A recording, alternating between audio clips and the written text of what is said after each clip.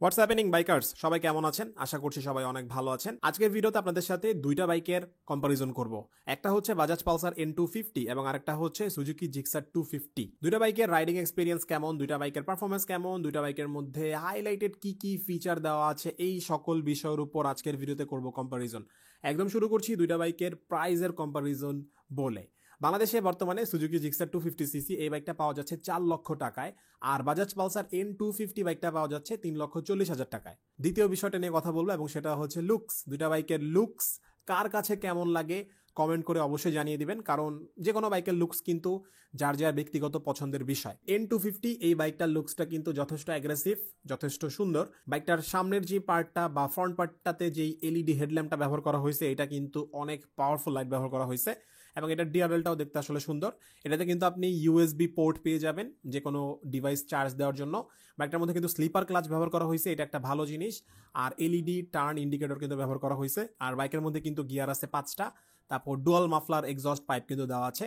আচ্ছা, আমরা যদি এখন জিক্সারের কথা বলি তাহলে বলতে হবে জিক্সারের যেই 150cc বাইকটা ছিল সেটার মতোই কিন্তু এটা লুকসটা কিছুটা আপগ্রেড করা হয়েছে, কিছুটা চেঞ্জ করা হয়েছে। আর এই বাইকটার মধ্যে কিন্তু ভালো হেডল্যাম্প ব্যবহার করা হয়েছে, যথেষ্ট লাইট। তবে পালসার N250 লাইটটা বেশি পাওয়ারফুল। আর এই বাইকটার মধ্যে কিন্তু হ্যালোজেন টার্ন ইন্ডিকেটর ব্যবহার করা হয়েছে। বাইকটার মধ্যে কিন্তু 6টা গিয়ার দেওয়া আছে। তারপর এই বাইকটার মধ্যে কিন্তু স্লিপার ক্লাচ ব্যবহার করা হয় না এবং বাইকটার মধ্যে যেই ক্লাচটা ব্যবহার করা হয়েছে এটা কিন্তু যথেষ্ট হার্ড। আর এই বাইকটার পিছনে কিন্তু এলইডি টেল লাইট দেওয়া আছে এবং এই জিক্সারের মধ্যে তো ডেফিনেটলি ডুয়াল মাফলার এক্সস্ট দেওয়া থাকবেই। এটা জিক্সারের একটা সিগনেচার লুকস এবং এটা কিন্তু এই বাইকে দেওয়া আছে।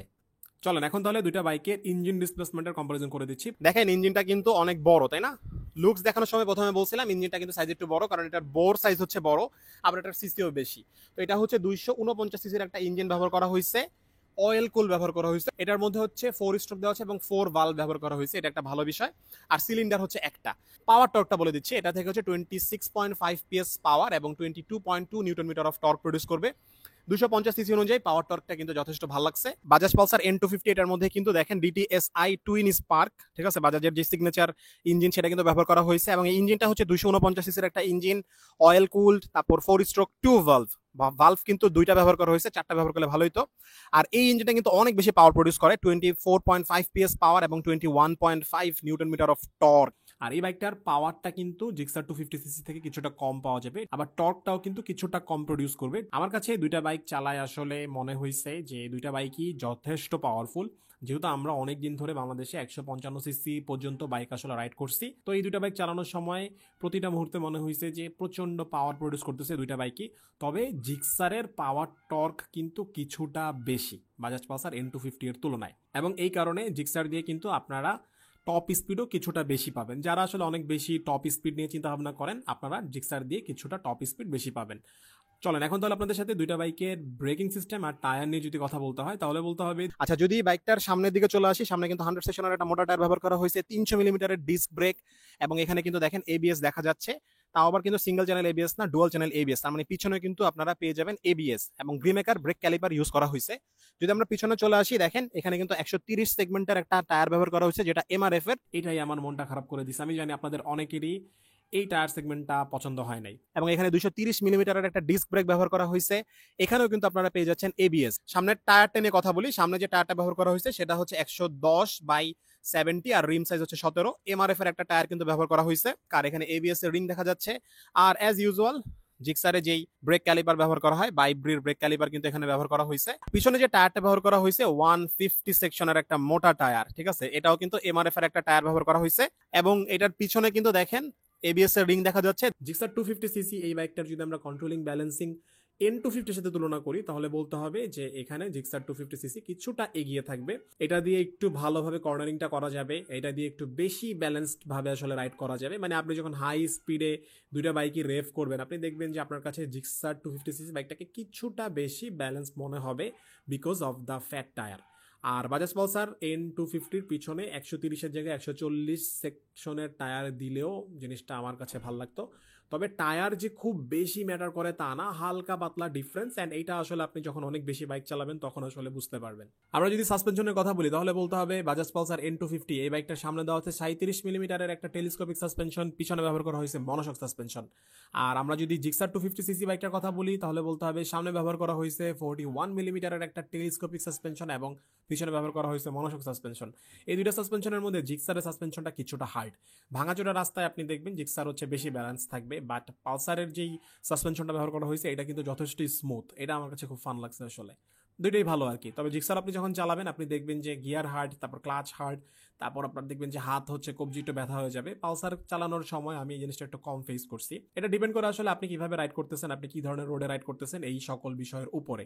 দুইটা বাইকের সম্পর্কে আরো কিছু তথ্য যদি দিতে হয় তাহলে বলতে হবে বাজাজ পালসার N250 বাইকটা হচ্ছে 162 কেজি, অনেক ভারী, 14 লিটার ফুয়েল ধরবে এটার মধ্যে, 165 মিলিমিটার হচ্ছে এটার গ্রাউন্ড ক্লিয়ারেন্স, আর এই বাইকটার সিট হাইট হচ্ছে 795 মিলিমিটার, 156 কেজি, আর এটার সিট হাইট হচ্ছে 800 মিলিমিটার। সো আমার হাইট হচ্ছে 5 ফুট 9, তা আমার হচ্ছে 2 পা মাটিতে টাচ করতেছে। সো আপনার হাইট যদি 5 ফুট 4, 5 হয় অ্যাটলিস্ট, তাহলে কিন্তু আপনি এই বাইকটা খুব ভালো মতো চালাতে পারবেন। আচ্ছা, যদি বাইকটার গ্রাউন্ড ক্লিয়ারেন্স বলি তাহলে বলতে হবে এটার গ্রাউন্ড ক্লিয়ারেন্স হচ্ছে 165 মিলিমিটার, আগের বাইকগুলোর মতোই আসলে দেওয়া আছে।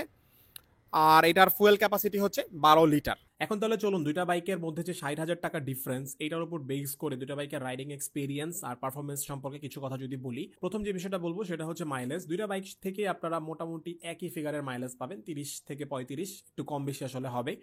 আর দুইটা বাইকই রাইড করার ক্ষেত্রে আপনি প্রচন্ড পাওয়ার ফিল করবেন, N250-র ক্ষেত্রেও এবং জিক্সার 250cc-র ক্ষেত্রেও। দুটো বাইকের স্পিডোমিটারের যদি কম্পেয়ার করি তাহলে বলতে হবে বাজাজ পালসার N250cc এই বাইকটার স্পিডোমিটারটা আমার কাছে বেশি ভালো লাগে। এটার মধ্যে আসলে অনেকগুলো ফিচার দেওয়া আছে এবং সেমি ডিজিটাল একটা স্পিডোমিটার কিন্তু এই বাইকটাতে ব্যবহার করা হয়েছে। আর আমরা যদি জিক্সার 250cc বাইকটার দিকে লক্ষ্য করি, এই বাইকটার যে স্পিডোমিটারটা সেটা কিন্তু বেসিক একটা স্পিডোমিটার, যেরকম স্পিডোমিটার আমরা আগের বাইকটাতে দেখতে পাইছি। এটা একটু আপগ্রেড করা হয়েছে, দেখতে সুন্দর, সবগুলো ইনফরমেশন খুব ভালো মতো দেখা যাইতেছে। বাট পালসার N250-তে কিছু এক্সট্রা ফিচার দেওয়া আছে, যেমন ডিটিই দেওয়া আছে, distance to empty, average mileage সহ আরও বেশ কিছু ফিচার কিন্তু আপনারা N250-তে পেয়ে যাচ্ছেন। কথা বলতে বলতে বিভিন্ন সময় বাইকের রাইডিং এক্সপিরিয়েন্সও তুলে ধরেছি। এখন রাইডিং এক্সপিরিয়েন্স বা পারফরমেন্স যদি আলাদা করে বলি তাহলে বলবো যে জিক্সারের পিলিয়ন সিটটাতে যখন কেউ বসবে সে খুব একটা কমফোর্ট ফিল করবে না, পালসারের ক্ষেত্রে কমফোর্টটা আসলে ফিল করবে, সিটিং কমফোর্টেবলটা একটু ভালো। আর দুইটা বাইকেরই রাইডিং এক্সপিরিয়েন্স অনেকটাই কাছাকাছি, যেহেতু দুইটাই আসলে 250cc-র বাইক এবং পাওয়ার টর্কও মোটামুটি কাছাকাছি। তো দুইটা বাইক দিয়ে আসলে খুব ভালোভাবে টানাটানি স্পিডিং করা যাইতেছে। আবার দুইটা বাইকের মধ্যে কিন্তু ভালো ব্রেকিং সিস্টেম ব্যবহার করা হয়েছে। তো ব্রেকিং ইফিসিয়েন্সিও আমার কাছে মনে হয়েছে যে অলমোস্ট 19-20 পার্থক্য আর কি, জিক্সারে কিছুটা বেটার লাগছে। আর আপনি যদি ইঞ্জিন ব্রেক করেন, আমি আমার সব বাইকের ভিডিওতে সবসময় বলি ইঞ্জিন ব্রেক করেন, তাহলে দেখবেন যে সব বাইকে আপনি খুব সুন্দরভাবে ইমার্জেন্সি সিচুয়েশন হোক, ইমার্জেন্সি সিচুয়েশন না হলেও সুন্দরভাবে কিন্তু আপনি কন্ট্রোল করে ফেলতে পারবেন। আর যদি মাইলেজের কথা বলি তাহলে বলতে হবে দুইটা বাইক থেকে কিন্তু অলমোস্ট কাছাকাছি মাইলেজ পাওয়া যাবে, 30-35 কিলোমিটার পার লিটার মাইলেজ আসলে আসবে, কিছুটা আসলে কম বেশি হতে পারে। যারা যারা অলরেডি দুইটা বাইকের ইউজার আছেন তারা কিন্তু কমেন্ট করে অন্যদেরকে জানিয়ে দিতে পারেন। যারা যারা বাইকার আছেন তারা অবশ্যই ট্রাফিক রুলসগুলো মেনে চলবেন এবং হেলমেট ব্যবহার করবেন। দেখা হবে পরবর্তী ভিডিওতে। আল্লাহ হাফেজ।